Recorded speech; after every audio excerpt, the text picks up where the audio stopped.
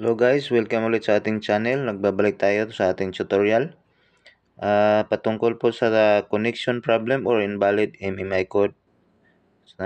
Nag-comment yung viewers natin. Sir, kapag connection problem, invalid MMI code, ano po gagawin? So guys, punta lang tayo dito guys. Unang gagawin natin. Yan, try lang natin ito. So ito yung problema ng viewers natin. Connection problem or invalid MMI code. Yan. So, unang gagawin natin guys, punta lang tayo dito sa may airplane mode. I-on lang natin yung airplane mode natin. Mga 10 seconds guys.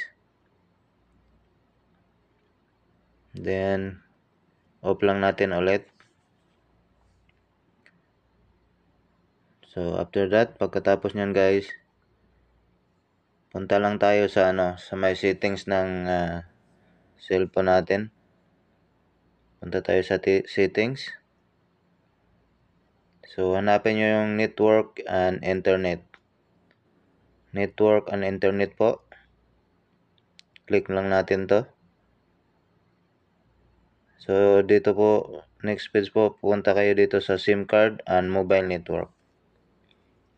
Click lang natin yung SIM card at mobile network. So, dito makikita yung SIM card info and settings. So, yan yung SIM 1, SIM 2. So, make sure yung guys, yung SIM 2 nyo guys or SIM 1, kung anong ginagamit nyo pang roaming, on nyo po, enable nyo po yung SIM card. Click nyo lang natin dito yung SIM 2. Enable lang natin. So, ayan guys, enable SIM card. So, naka-on na yung SIM card saka roaming. So, ayan. So, ayan guys, naka-on na po lahat. So, try natin ulit. Balik tayo doon sa sa may dial. Dial tayo ulit ng asterisk 143. So, try natin. Asterisk 143. Number, hashtag. So, click natin yung SIM to. USSD code running. Tayin lang natin. So, ayan guys, nakapag-inquire na po tayo. Lumabas na po yung mga promo ng Globe o anong SIM card yan.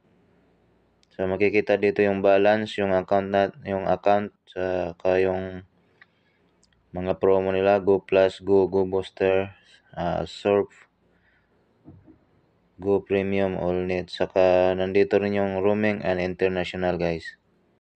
So, ayan guys, maraming salamat po sa panonood at God bless po sa ating lahat and mabuhay po kayo. Please like and share and don't forget to subscribe our channel.